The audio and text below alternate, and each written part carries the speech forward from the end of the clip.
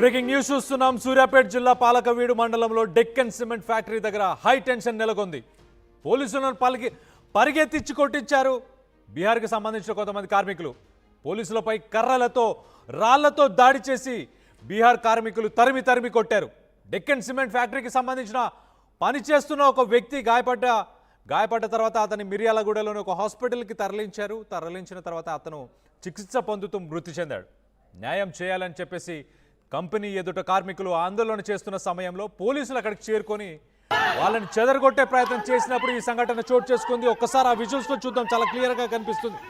చూడండి, సదరు ఎస్ఐని కానిస్టేబుల్ అని పరిగెట్టించి కొడుతున్నారు బీహార్కి సంబంధించిన కార్మికులు. వాళ్ళ తోటి కార్మికుడిని ఒకసారి ఆ విజువల్స్ చూసే ప్రయత్నం చేద్దాం, దాని తర్వాత మీకు వాక్ త్రూ ఇస్తాను.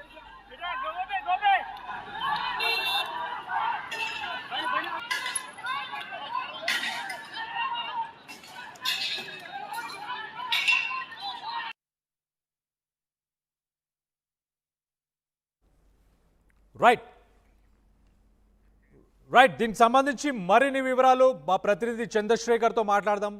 కానీ చూడండి, అసలు బీహార్కి సంబంధించిన వాళ్ళంటే ఒక్కసారి మనం చూద్దాం. ఆ రాష్ట్రాలు వదిలి ఇక్కడికి వస్తున్నారు ఎందుకు? జీవనోపాధి కోసం. వాళ్ళకి అక్కడ పోలీసులైనా పొలిటీషియన్స్ అయినా ఎవరైనా లెక్క చేయరు, అలాంటి ఒక ధోరణితోనే ఉంటారు. సో అది చాలా క్లియర్గా కనిపిస్తుంది ఈ విజువల్లో. చూడండి, పోలీసులని కూడా చూడట్లేదు, ఇంత భయం కూడా లేదు. ఒక ఎస్ఐనే కొడుతున్నారు, ఒక కానిస్టేబుల్ని ఎస్ఐని పరిగెట్టించి కొడుతున్నారు. ఆ పోలీస్ వెహికల్ని కూడా ధ్వంసం చేసినట్టు కూడా తెలుస్తుంది. మొత్తానికైతే ఆ విజువల్స్లో చూడండి, ఆ పోలీసులు ఏదైతే పాట్రోలింగ్ చేయడానికి యూజ్ చేసే ఆ వాళ్ళ వెహికల్స్ని కూడా ధ్వంసం చేశారు.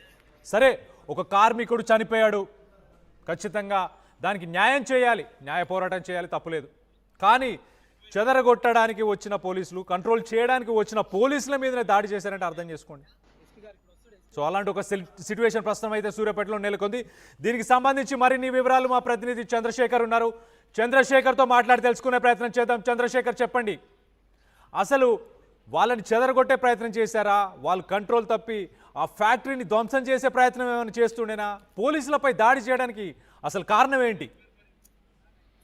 ఎస్ కళ్యాణ్, తోటి కార్మికుడు తనతో పాటు పనిచేస్తూ గాయపడ్డాడు, తీవ్రంగా గాయపడ్డటువంటి వెంటనే సూర్యాపేట జిల్లా పాలకవీడు మండలం డెక్కన్ సిమెంట్ ఫ్యాక్టరీ దగ్గర జరిగినటువంటి ఈ ఘటనకు సంబంధించి గాయపడ్డటువంటి కార్మికుని వెంటనే సమీపంలో ఉన్నటువంటి మిర్యాలగూడలో ఉన్నటువంటి హాస్పిటల్కు తరలించి చికిత్స అందించారు.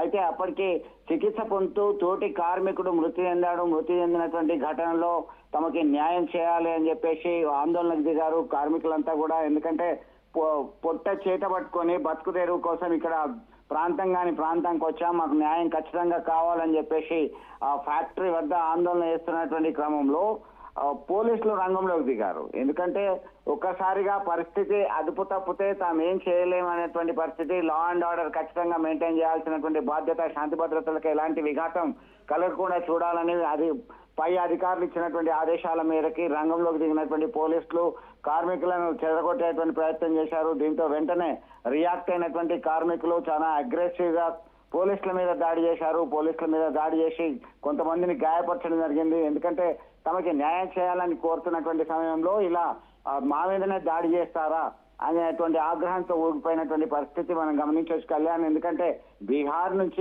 వలస వచ్చేటువంటి కూలీల సంఖ్య రోజు రోజుకు పెరుగుతున్నటువంటి నేపథ్యంలో వాళ్ళకి ఏమాత్రం ఇబ్బంది కలిగినా వాళ్ళు హార్ష్గా రియాక్ట్ అవుతున్నటువంటి పరిస్థితులు రోజు రోజుకు పెరుగుతున్నాయి. మొన్న జగిత్యాల జిల్లా కేంద్రంలో సైతం ఓ ఆటో డ్రైవర్ నయీముద్దీన్తో 300 రూపాయల కొరకు అయిన గొడవలో ఆయనని హతమార్చి ఆ గుంతలో వేసినటువంటి పరిస్థితి సంచలనంగా మారింది. ఇదిలా ఉంటే అది మర్చిపోకముందే మళ్ళీ ఈ సూర్యాపేట జిల్లాలోని ఘటన కొంత ఆందోళన కలిగించేటువంటి విషయంగా చెప్పుకోవచ్చు.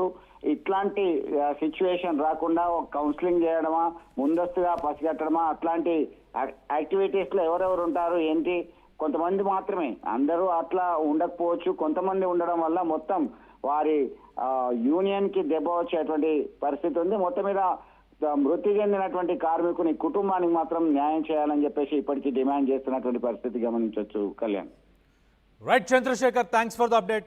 మొత్తం మీద అయితే ఇతర రాష్ట్రాల నుంచి, ఉత్తరప్రదేశ్ కావచ్చు, బీహార్ కావచ్చు, జార్ఖండ్ ఇలాంటి రాష్ట్రాల నుంచి ఎక్కువ శాతం ఈ మధ్యకాలంలో తెలంగాణలో మనం చూస్తున్నాం. అక్కడ నుంచి వస్తున్నారు వలస కూలీలు.